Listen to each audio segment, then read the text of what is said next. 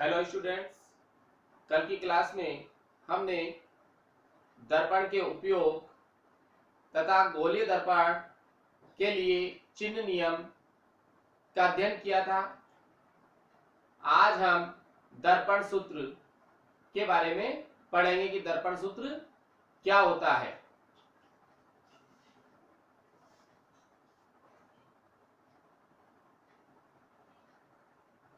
दर्पण के लिए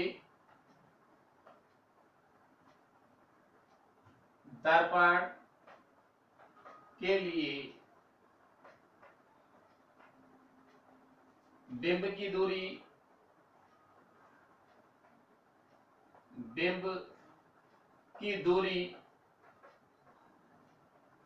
u, प्रतिबिंब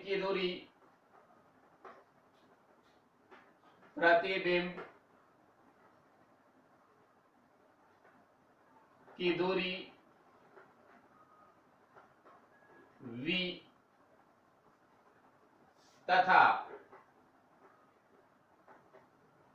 फोकस दूरी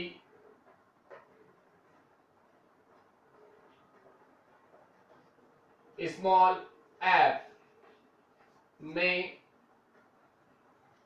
संबंध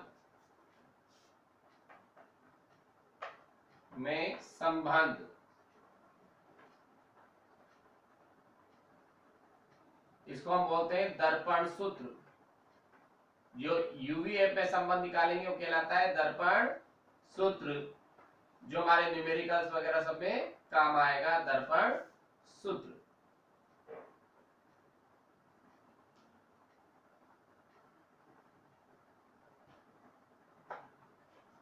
तो आज हम पढ़ रहे हैं दर्पण के लिए बिंब की दूरी u, प्रतिबिंब की दूरी v तथा फोकस दूरी f में संबंध, अर्थात UVF में संबंध, जिसे हम दर्पण सूत्र बोलते हैं। तो दर्पण सूत्र जो निकलेगा वो अवतल के लिए भी निकाल सकते हैं और उत्तल के लिए भी निकाल सकते हैं। मतलब अवतल दर्पण हुआ या उत्तल दर्पण हुआ, फॉर्मूला एक ही रहेगा। तो इसको हम गोलीय दर्पण भी लिख सकते हैं। क्या लिख सकते हैं इसको हम? गोलीय दर्पण। कौन सा दर्पण? गोलीय दर्पण भी नाम दे सकते हैं, दर्पण भी दे सकते हैं। तो ये निकालेंगे आज हम। तो देखें, इसके लिए हम एक डायग्राम का निर्माण करेंगे। या तो उत्तल दर्पण ले लेंगे या अवतल दर्पण ले लेंगे। तो देखो,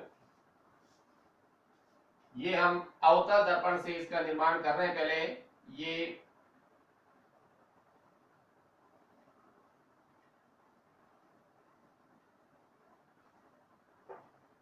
ये हम एक अवतल दर्पण लेते हैं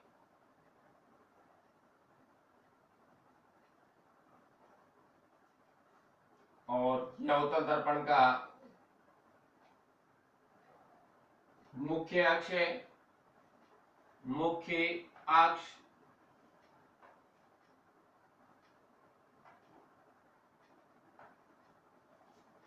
ये अवतल दर्पण, ये इसका वक्रता केंद्र C और ये दर्पण का फोकस F, फोकस बिंदु। यहां पर कोई वस्तु रखी हुई है वक्रता केंद्र C से दूर, वस्तु AB। इस वस्तु से मुख्य अक्ष के समांतर आपतित किरण, जिसको हम AP नाम दे सकते हैं, आपतित किरण AP, आपतित किरण AP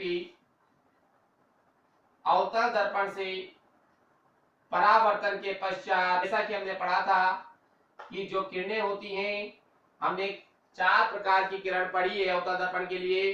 किन्हीं भी 2 किरणों से प्रतिबिंब का निर्माण हो जाएगा। तो कोई भी 2 किरणें हम वस्तु से चलती हुई बताएंगे और जहां पर वो दोनों किरणें मिलेगी वहीं प्रतिबिंब का निर्माण होगा। ऐसे तो हमारे पास 4 किरणें हैं, 4 में से कोई भी 2 किरणें में ही यूज करनी है।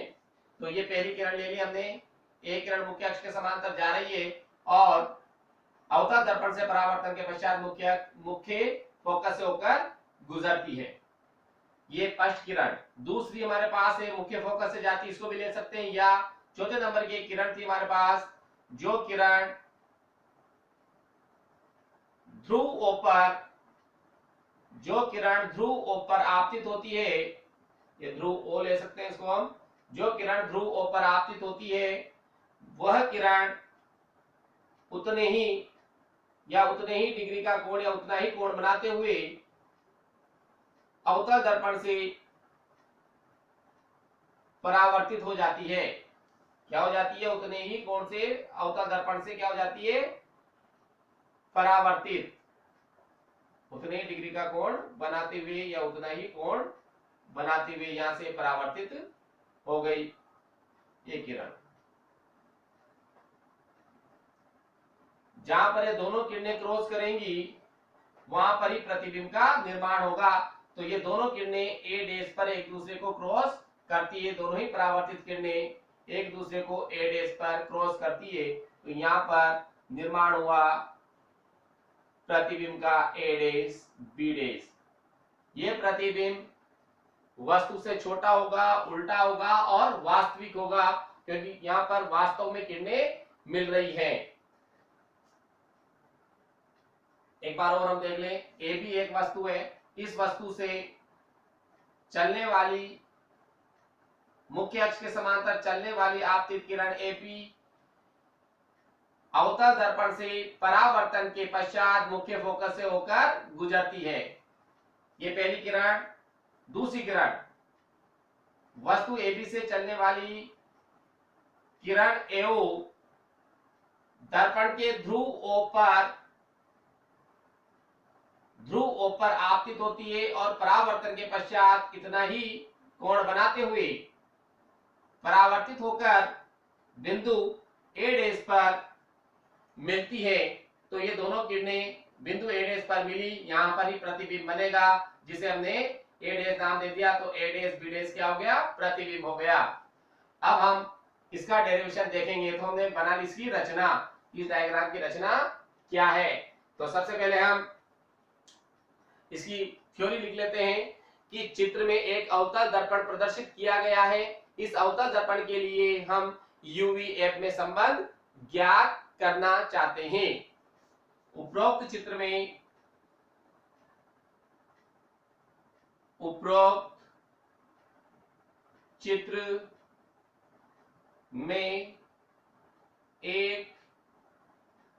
अवतल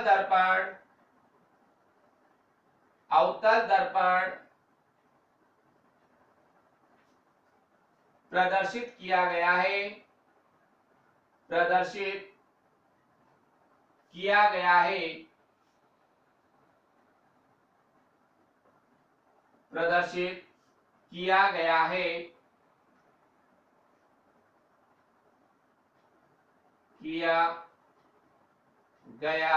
है, मतलब उपरोक्त चित्र में एक अवतल दर्पण प्रदर्शित किया गया है। इस अवतल दर्पण के लिए, जो ये अवतल दर्पण है, इस अवतल दर्पण के लिए, इस अवतल दर्पण के लिए हम u, बिंब की दूरी u, प्रतिबिंब की दूरी v एवं फोकस दूरी f में संबंध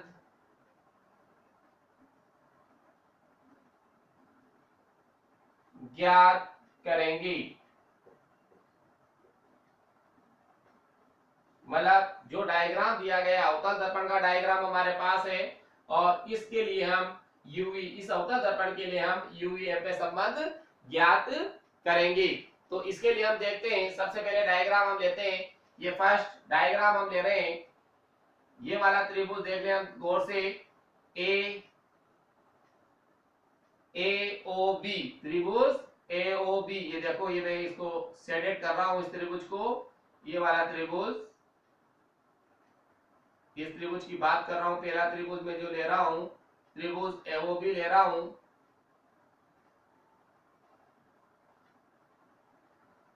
ये वाला त्रिभुज मैंने शेडेड कर दिया है। ये त्रिभुज, एक तो ये वाला त्रिभुज है, त्रिभुज AOB। ये चूंकि त्रिभुज AOB तथा दूसरा त्रिभुज ले रहे हैं अपन, दूसरा त्रिभुज ले लो।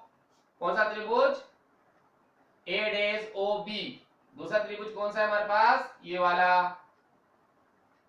इसको भी मैंने शेडेड कर दिया, ये शेडेड कर दिया, जिससे कि तुम्हें स्पष्ट नजर आ जाए। AOB त्रिभुज AOB। तो त्रिभुज AOB, त्रिभुज AOB ये सबसे बड़ा त्रिभुज, त्रिभुज AOB तथा त्रिभुज AOB, ये वाला त्रिभुज AOB, एक तो ये शेडेड वाला हिस्सा, और दूसरा त्रिभुज लिया है मैंने AOB। दोनों को ध्यान से देखें, दोनों त्रिभुज समरूप है। क्यों समरूप है? क्योंकि ये कोण B और कोण, दोनों त्रिभुजों में देखो कोण B और कोण B समकोण है, और कोण I, ये वाला कोण AOB तथा कोण AOB, ये दोनों एक दूसरे के बराबर हैं। क्योंकि क्या है? कोण I बराबर कोण R, क्योंकि दोनों जो किरण है वह ध्रुव पर, आपतित किरण ध्रुव O से परावर्तित हो रही है, इस वजह से आपतन कोण और परावर्तन कोण इसके क्या होंगे? दोनों ही बराबर होंगे। चौथी जो हमने किरणें पढ़ी थी, 4 किरणें आपतित की थी, उसमें से 4th नंबर की किरण है। तो देखें, त्रिभुज AOB तथा त्रिभुज AOB समरूप हैं, समरूप हैं। समरूप तुम जानते हो समरूप की क्या कंडीशन है? क्योंकि, चाहो तो आगे लिख सकते हो, समरूप है क्योंकि, पूरा स्पष्ट करना चाहते हो तो स्पष्ट कर सकते हो, नहीं तो यहां से ही हमारा काम चल जाएगा। AOB तथा AOB, क्योंकि इसके कोई भी दो कोण या एक कोण, एक भुजा आपस में बराबर हो तो समरूप होते हैं। तो देखें यहां पर कौन कौन सी, क्योंकि क्या कंडीशन अप्लाई होगी? कोण AOB बराबर कोण AOB, मिड कोण देखो बीच वाला कोण गिना जाता है, कोण AOB बराबर कोण AOB, क्या ये समकोण है? पहली कंडीशन थी होगी, कोई भी दो कंडीशन अप्लाई करनी है, समरूप, सॉरी, दोनों क्या है? ये बराबर है, क्योंकि दोनों के कोण क्या है? बराबर, अर्थात चूंकि कोण I बराबर कोण R, इसलिए क्या होंगे? बराबर होंगे। तथा दूसरी कंडीशन क्या है? कोण ABO तथा कोण ABO, मतलब ये हो गया कोण B बराबर कोण B, क्या ये समकोण है?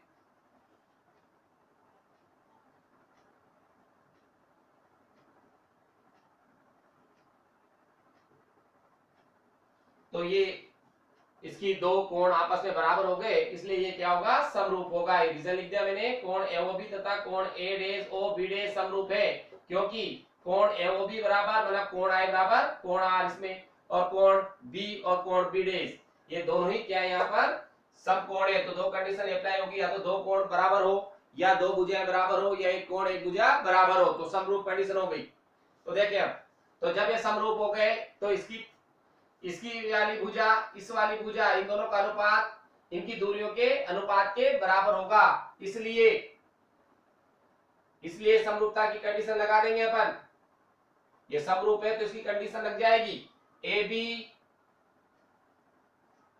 ये ऊंचाई बटे ये ऊंचाई AD, अगर मैंने ऊंचाई लिए तो पहले त्रिभुज की ऊंचाई लिए तो दूसरे त्रिभुज की ऊंचाई का ही भाग लगेगा। फिर पहले त्रिभुज की क्या थी? दूरी, ऊपर पहले त्रिभुज की ऊंचाई है तो पहले त्रिभुज की दूरी आएगी, कहां से? OB, ये दूरी OB, और फिर नीचे क्या था? AD, नीचे वाला त्रिभुज की ऊंचाई थी तो नीचे वाले त्रिभुज की दूरी आएगी OB। तो ये मेरे पास हो गया AB अपॉन AD बराबर OB अपॉन ओबी डेज। ये अपने पास हो गया। देखें यहां पर हम समरूपता की कंडीशन लगा दी मैंने। पहले त्रिभुज की ऊंचाई बटे दूसरे त्रिभुज की ऊंचाई। जब ऊंचाई लिए पहले त्रिभुज की तो दूसरे त्रिभुज की ऊंचाई का ही भाग लगेगा। उसके बाद बराबर फिर पहले त्रिभुज की ऊंचाई की दूरी कितनी है, जहां से त्रिभुज शुरू हुआ है तो ओबी, ये ऊपर ओबी आ गया, बटा नीचे क्या था ए डेश बी डेश, तो नीचे वाले त्रिभुज की ऊंचाई की दूरी जो है जहां से बी डेश की दूरी ओबी डेश, ये आ गई।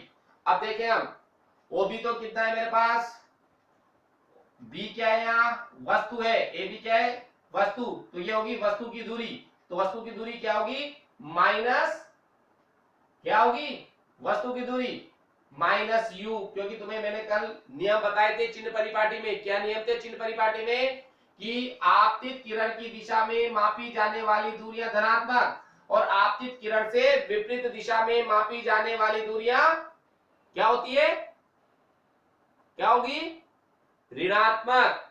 तो यहां हम देखें कि सभी दूरियां ध्रुव से मापी जाती करके नियम के अकॉर्डिंग, और वस्तु रखी हुई इधर ही ओर, तो मैं इस ओ से इधर की ओर चल रहा हूं, तो इधर चल रहा हूं तो ये क्या है आपतित किरण की दिशा तो इधर की ओर जा रही है एपी दिशा में, और ये इधर की ओर आ रही है। जब ये इधर की ओर आएगी तो क्या होगी नेगेटिव होगी, तो वही कंडीशन हमें लिखनी है। तो ये हम साइड में लिख सकते हैं, चूंकि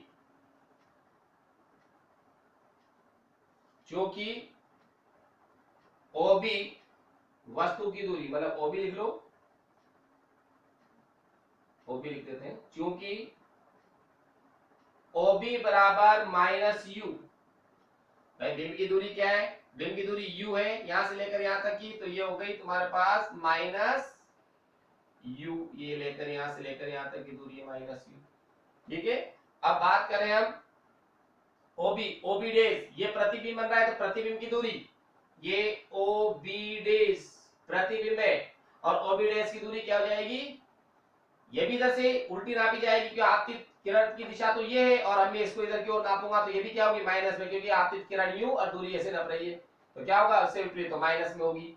तो ये बिंब की दूरी को किसे लिखते हैं अपन v से, और ये भी माइनस में होगी। ये हो गई हमारे पास यहां से लेकर यहां तक बिंब की दूरी माइनस v, ये दोनों दूरी अपने पास आ गई उसे, तो ये दोनों मान हम इसके अंदर पुट कर देते हैं। तो ये हो गया हमारे पास AB upon A dash B dash बराबर minus u upon minus v, minus से माइनस कैंसिल हो जाएगा, तो ये आ गया अपने पास A B upon A dash B dash बराबर यू अपॉन वी। क्या गया हमारे पास A B upon A dash B dash बराबर माइनस से माइनस कैंसिल हो गया यू अपॉन वी। ये समीकरण नंबर 1 पहली इक्वेशन आ गई।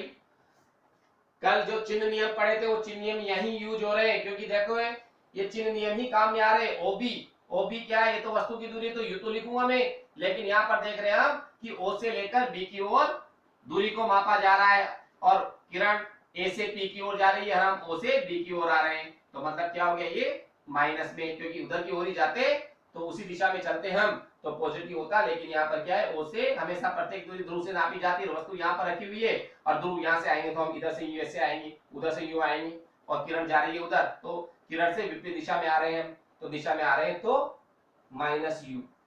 बिंब की दूरी को v लिखते हैं, लेकिन बिंब भी इधर की ओर बना है उल्टा, तो इसको o से ही इधर की ओर आ रहे हैं, तो ये भी उल्टी दूरी पे हो गई, ये भी उल्टी दिशा में आ रहे हैं o से लेकर b डेश की तरफ, तो यहाँ क्या आ गया ob डेश बराबर माइनस v। तो बिंब की दूरी v थी, प्रतिबिंब की दूरी u था, लेकिन विपरीत दिशा में किरण से विपरीत, आपतित किरण से विपरीत दिशा में चल रहे, तो इनके साथ क्या लग गया माइनस, तो माइनस u और माइनस v। यहाँ पर हमने चिन्ह नियम उपयोग में लिया है, बिना चिन्ह नियम के हम इस डेरिवेशन को सोल्व नहीं कर सकते, इसी वजह से हमने कल चिन्ह नियम पढ़ा था। अब देखें ये पहली कंडीशन हो गई, ये वैल्यू रखने के बाद अब दूसरा त्रिभुज ले लें। अब दूसरा त्रिभुज ले रहे हैं हम, ये पहले त्रिभुज का हम पूरा ही मान हटा देते हैं जो इसमें लिखा हुआ था। अब दूसरा त्रिभुज लेंगे, साफ सुथरा ये हटा दिया हमने इसमें से। ये फर्स्ट त्रिभुज जो था अपने पास इस त्रिभुज में से हमने ये पूरे सेड हेड को हटा दिया है। अब दूसरा त्रिभुज यूज करते हैं। पूरा अपन ने सेड हेड हटा दिया इसमें से, जिससे आपको पूरा समझ में आ जाए कि दूसरा त्रिभुज कौन सा यूज कर रहे हैं। कोण आई था और एक कोण आर था हमारे पास।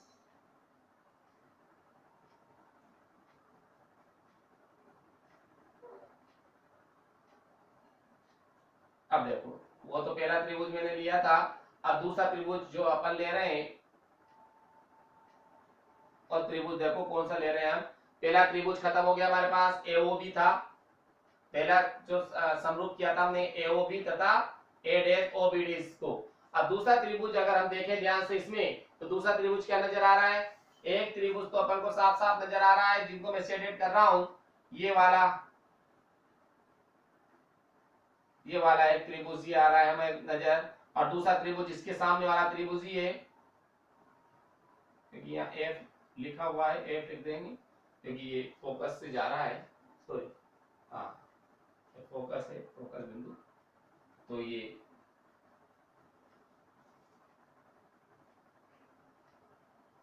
अब देखो, ये पहला एक त्रिभुज तो हो गया। त्रिभुज देखो पीओएफ, तथा दूसरा त्रिभुज हो गया ए डैश बी डैश एफ। ये त्रिभुज हुआ। तो ये दोनों त्रिभुज भी समरूप है। क्यों? क्योंकि कोण ए डैश एफ बी डैश, ये वाला कोण और ये वाला कोण दोनों क्या है, बराबर है। क्यों? क्योंकि ये शीर्षाभिमुख कोण है। देखें, कोण ए डैश एफ बी डैश मतलब ये वाला कोण, और दूसरा कोण क्या है, पी एफ ओ, ये वाला कोण। दोनों ही कोण क्या है, शीर्षाभिमुख कोण है। और शीर्षाभिमुख कोण है तो आपस में क्या होंगे, बराबर होंगे। दूसरी कंडीशन वही बी डैश और ओ क्या है, समरूप है। कोण बी डैश और ओ क्या है, 90 डिग्री। तो ये क्या होंगे, समरूप। तो देखो, क्योंकि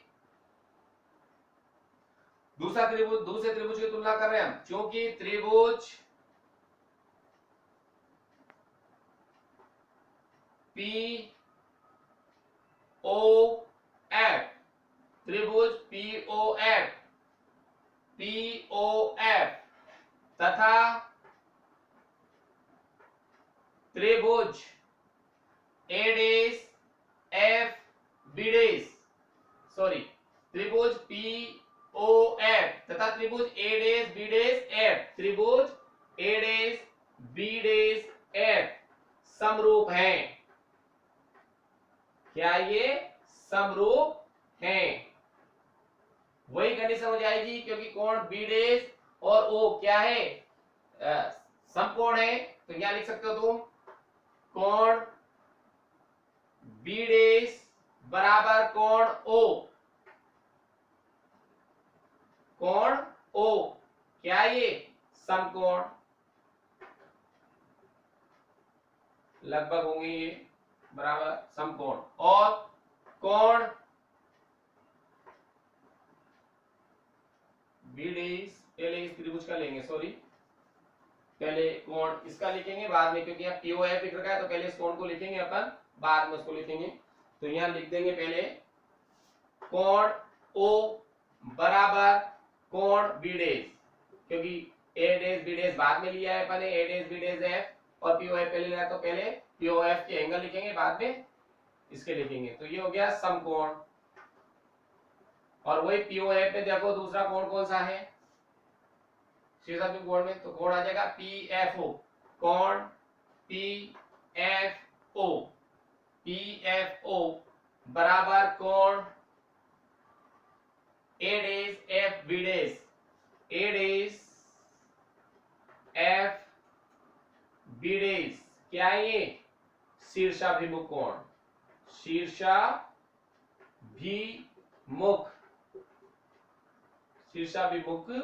कोण। तो ये भी क्या है, समरूप हो गया, क्योंकि समरूपता की कंडीशन तो लिख रखी है। आगे अपन लिखते थे क्योंकि, उसका रीजन भी मैंने नीचे दे दिया है क्यों ये समरूप है। ऐसे इसकी आवश्यकता भी नहीं है, डायरेक्ट हम लिख सकते हैं त्रिभुज पीओएफ तथा त्रिभुज A dash B dash F समरूप है। लेकिन हमने साथ में रीजन भी लिख दिया है क्यों है, क्योंकि कोण ओ और कोण बी डेश, ये वाला कोण इस त्रिभुज का, तो ये वाला कोण, और इस त्रिभुज का ये वाला कोण 90 डिग्री है इस वजह से। और दूसरा ये वाला कोण और ये वाला कोण क्या है, शीर्षाभिमुख कोण है, तो दो कंडीशन अप्लाई हो गई, तो ये क्या हो जाएगा, समरूप हो जाएगा। जब समरूप है तो समरूपता की कंडीशन हम लगा देंगे।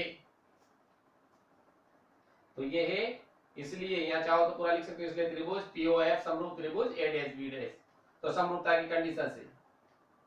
अतः समरूपता की कंडीशन से, तो समरूपता की कंडीशन लगा देंगे। क्या कंडीशन है समरूपता की, देखो अब हमारे पास आ जाएगा पीओ, इस त्रिभुज की ऊंचाई, पहले जो पीओएफ लिया तो उस त्रिभुज की ऊंचाई बटे दूसरे त्रिभुज की ऊंचाई, तो नीचे आ जाएगा ए डेश बी डेश, फिर पहले त्रिभुज की जो ऊंचाई है उसकी दूरी, तो क्या जाएगी दूरी भाई, दूरी देख लो ओ एफ, त्रिभुज से दूरी क्या जाएगी ओ एफ ले लो या एफ ओ ले लो, ये ओ एफ दूरी आ गई हमारे पास।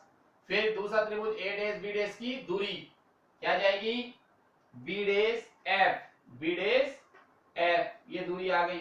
अब यहां पर हम देखें कि पीओ ए बी के लगभग बराबर है, कि PO there about A B, तो पीओ की जगह इस पीओ की ऊंचाई लगभग बराबर है, तो पीओ की जगह मैं क्या लिख सकता हूं ए बी, क्योंकि PO is there about A B, PO किसके बराबर है ए बी के बराबर, तो यहां लिख दिया मैंने पीओ की जगह, तो क्या रख दिया ए बी, और यहां आ जाएगा ए डेश बी डेश बराबर, हाँ ओ एफ बटे B dash F, B dash F ये कोई दूरी नहीं है, बी डेश एफ की दूरी निकालने के लिए ये हमारे पास है ओ बी डेश एफ, ये टुकड़ा निकालना है, ये टुकड़ा कितना होगा, अगर मैं ओ बी डेश में से ओ एफ को माइनस कर दूं तो क्या टुकड़ा जाएगा बी डेश एफ, टोटल दूरी कितनी है O B dash, O B dash में से ओ एफ हम हटा दे तो क्या जाएगा बी डेश एफ, तो बी डेश एफ का मान यहां निकाल दे, हम साइड में लिख देते हैं, चूंकि बी डेश एफ बराबर, चूंकि बी डेश एफ बराबर O B dash B dash F बराबर O B dash minus O F, O B dash minus O F, यदि मैं ओ बी डेश में से इस पूरे ओ बी डेश में से ओ एफ को घटा दूं तो शेष जो टुकड़ा बचेगा वो बी डेश एफ होगा, ये टुकड़ा हमने इसमें से माइनस कर दिया, ये माइनस करने पर यहां पर हम लिख सकते हैं O B dash minus O F. अब हमें वापस वैल्यू रखनी है, तो ओ एफ, ओ से लेकर एफ तक की दूरी, ध्रुव से लेकर वक्रता केंद्र के मध्य की दूरी, ध्रुव से लेकर वक्रता केंद्र के मध्य की दूरी फोकस दूरी कहलाती है, तो ये हो गया हमारे पास ओ एफ जो है, क्योंकि ओ एफ बराबर क्या आएगी फोकस दूरी स्मॉल एफ, लेकिन हमें पता है कि जो प्रत्येक दूरी ध्रुव से नापी जाती है, फोकस दूरी अवतल दर्पण के लिए फोकस दूरी क्या होती है माइनस, ये हमने नोट में पढ़ा था कि अवतल दर्पण की फोकस दूरी क्या होती है माइनस होती है, जो चिन्ह नियम पढ़े थे और नीचे नोट में लिखा था मैंने कि अवतल दर्पण की फोकस दूरी माइनस में होती है, तो ये हो गया माइनस एफ। देखो यहाँ पर क्यों माइनस एफ, क्योंकि एफ भी इधर की ओर ही है और ध्रुव से दूरी नापेंगे तो आपतित किरण की दिशा तो ये है ए से पी की ओर, और मैं आ रहा हूं ओ से लेकर एफ की ओर, उल्टा आ रहा हूं उससे, इस वजह से क्या होगा माइनस में होगा, ये माइनस है। अब हम आगे चले, ओबी डेश कितना है मेरे पास, ओबी डेश वही बिंब की दूरी, सॉरी ओबी डेश से प्रतिबिंब बन रहा है ए डेश बी डेश, तो प्रतिबिंब की दूरी क्या होगी ओबी डेश वही माइनस में, तो हो गया ओबी डेश बराबर माइनस वी, ओबी डेश बराबर माइनस वी, ये हमने इसके सबके मान रख दिए, क्योंकि प्रतिबिंब की दूरी देखो यहां पर भी लिखा हुआ है ओबी डेश, ये वैल्यू इसके अंदर रख दें तो ये हो गया मेरे पास A B upon A dash B dash बराबर ओ एफ की जगह रख दिया मैंने minus f small f minus small f OB dash की जगह रख दिया मैंने माइनस वी और माइनस, और यहाँ रख दिया मैंने माइनस स्मॉल एफ। इसके ऊपर वाले में ओ एफ की जगह रखा मैंने माइनस एफ, ओबी डेज की जगह रखा मैंने माइनस वी, फिर यहाँ चिन्ह माइनस का है माइनस लगा दिया, ओ एफ की जगह रखा मैंने माइनस एफ, तो कोष्टक के अंदर रखेंगे माइनस एफ क्योंकि बाहर माइनस है, तो माइनस माइनस क्या हो जाएगा प्लस। डायरेक्ट नहीं रखेंगे, डायरेक्ट रखोगे तो गलती कर दोगे। तो ये A B upon A dash B dash बराबर minus A dash B dash बराबर माइनस स्मॉल एफ बटे माइनस वी, और माइनस माइनस हो गया प्लस, प्लस एफ। समीकरण नंबर 2। अब हम यहां से गौर करें कि इक्वेशन नंबर फर्स्ट और इक्वेशन नंबर सेकंड को ध्यान से देखें। A B upon A dash B dash बराबर यू अपॉन वी समीकरण नंबर 1। दूसरी समीकरण है अपने पास A B upon A dash B dash बराबर minus f upon minus v plus f. तो दोनों समीकरणों को ध्यान से देखें, तो दोनों समीकरणों में A B upon A dash B dash, A B upon A dash B dash, दोनों समीकरणों के एलएचएस बराबर हैं। दोनों समीकरणों को, समीकरण 1 और समीकरण 2 को ध्यान से देखें, तो दोनों समीकरणों के एलएचएस बराबर हैं। जब एलएचएस बराबर होंगे तो आरएचएस भी बराबर होंगे। तो यहां हम लिख देते हैं समीकरण 1 एवं, या डायरेक्ट दो from equation first and second, from equation first and equation second, equation first and equation second. अब हमें साफ नजर आ रहा है कि जब दोनों समीकरणों में एलएचएस बराबर हैं तो दोनों समीकरणों की आरएचएस भी बराबर होगी। तुलना कर देते हैं हम यहाँ पर। तो देखें, अब पहला समीकरण का हमने आरएचएस ले लिया u अपॉन वी बराबर, दूसरे समीकरण का आरएचएस है मेरे पास minus f upon minus v plus f, ये रख दिया मैंने। u अपॉन वी बराबर minus f upon minus v plus f, ये हो गया। अब हम इस इक्वेशन को सोल्व करते हैं। क्या करेंगे हम, इसको इक्वेशन को सोल्व करेंगे, देखते हैं क्या आता है।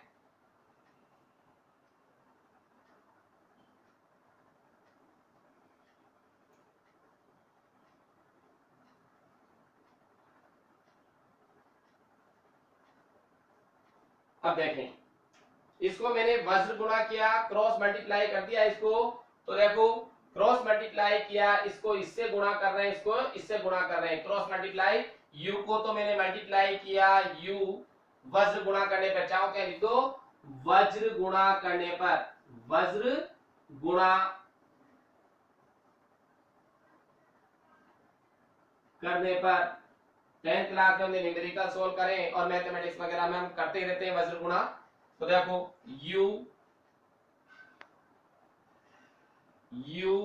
u को गुणा करेंगे हम माइनस वी प्लस एफ से बराबर, ये तो u को तो मैंने माइनस वी प्लस एफ से गुणा कर दिया, और v को किससे, माइनस एफ से। तो v को गुणा किया अपन ने किससे, माइनस एफ से, तो ये हो गया अपने पास, डायरेक्ट लिख दो इसको माइनस वी एफ। अब देखें, इसको कोष्टक को खोल दें तो minus UV plus U F, पहले u से v को गुणा किया तो आ गया मेरे पास माइनस यूवी, फिर u से f को गुणा, प्लस की जगह प्लस आ गया, बाहर प्लस का ही चिन्ह है, u से इसको गुणा किया तो uf बराबर माइनस वी एफ, क्या आ गया, minus UV plus U F बराबर माइनस वी अपॉन एफ। अब हम इसमें प्रत्येक पद में या तो यूवीएफ का भाग लगा दे, देख ले, दोनों पक्षों में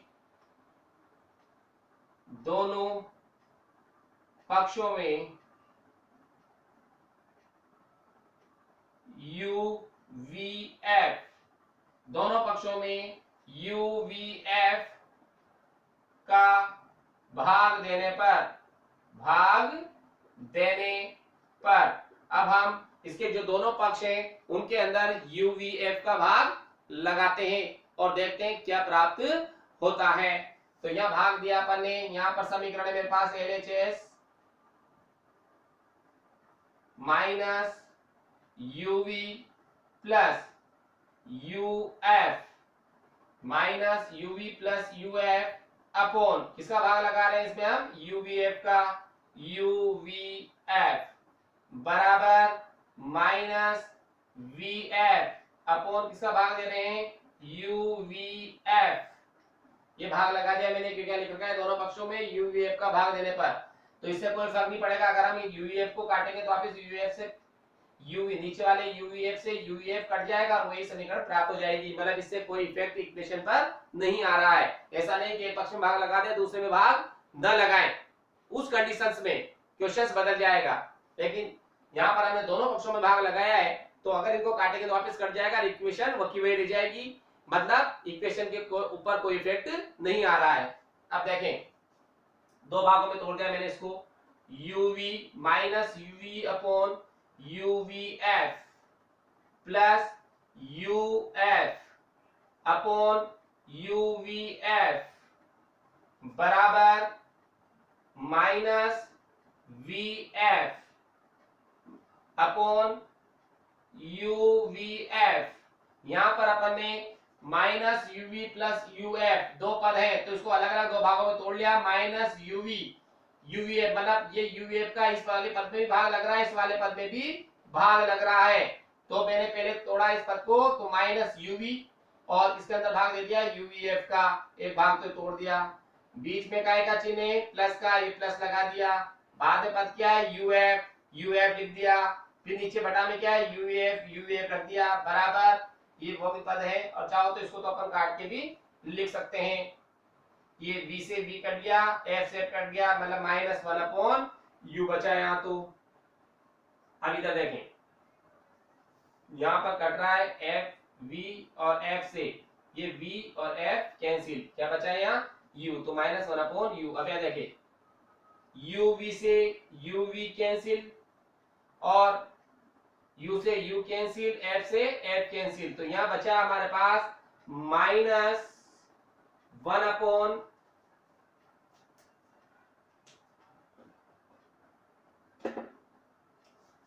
यहां बचा हमारे पास minus one upon f plus यहां बचा हमारे पास वन अपॉन वी और इधर बचा हमारे पास माइनस वन अपॉन यू।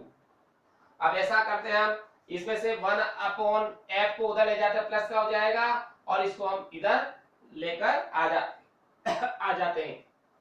तो देखो इसको इधर लाए तो ये हो गया मेरे पास वन अपॉन यू, इधर आया तो प्लस का हो गया वन अपॉन यू, और यह क्या है प्लस वन अपॉन वी, और इसको हम उधर ले गए तो ये हो गया प्लस का वन अपॉन एफ। मतलब इस माइनस वाले पद को उधर ले गए तो ये तो हो गया वन अपॉन एफ, और इस माइनस वाले पद को इधर लाए तो ये क्या प्लस का वन अपॉन एफ। ये संबंध आ गया हमारे पास। क्या संबंध आ गया, देख ले हम क्या संबंध प्राप्त हो रहा है हमें, वन अपॉन, यहां लिख दे इसको, क्रम से जमाना चाहे तो हम देख लेते हैं, वन अपॉन एफ बराबर one upon V plus one upon you.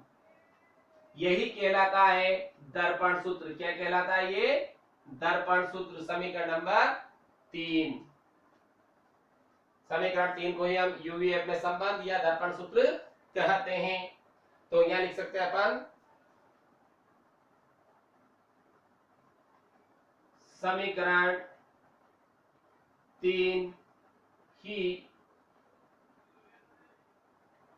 गोलीय दर्पण के लिए, गोलीय दर्पण, गोलीय दर्पण के लिए दर्पण सूत्र, दर्पण सूत्र है। तो जो समीकरण 3 है वही गोलीय दर्पण के लिए क्या है हमारे पास, दर्पण सूत्र, जो हमारे पास इक्वेशन प्राप्त हुई है। मतलब क्या हो गया, दर्पण सूत्र का फॉर्मूला क्या हो गया, अगर हमसे गोलीय दर्पण के लिए पूछा जाए तो क्या फॉर्मूला आएगा, वन अपॉन एफ बराबर one upon V plus one upon U. ये दर्पण सूत्र कहलाता है। दर्पण सूत्र में ये सब पद यहाँ पर क्या होंगे, पॉजिटिव प्राप्त होंगे। और ऐसा कैसे फॉर्मूला प्राप्त होता है, लेंस फॉर्मूला, लेंस सूत्र। ये तो मिरर फॉर्मूला था, कौन सा था ये, मिरर फॉर्मूला। और जो होगा वो होगा लेंस फॉर्मूला। तो लेंस फॉर्मूले में केवल अंतर इतना सा आएगा 1/v माइनस 1/u। लेंस के लिए फॉर्मूला यही रहेगा कि लेंस के लिए क्या प्राप्त होता है, हमें लेंस में जो आएगा वो आएगा 1/f बराबर 1/v माइनस 1/u। ये आएगा लेंस के लिए, किसके लिए, लेंस सूत्र, जब हम लेंस पढ़ेंगे। लेकिन ये दर्पण है, तो दर्पण में क्या होता है, पॉजिटिव ही होता है। दर्पण में क्या होता है, पॉजिटिव। तो ये हमने फाइंड आउट किया है दर्पण सूत्र। क्या प्राप्त हो गया, 1/f बराबर 1/v प्लस 1/u। आज हम यही ड्रॉप लेंगे।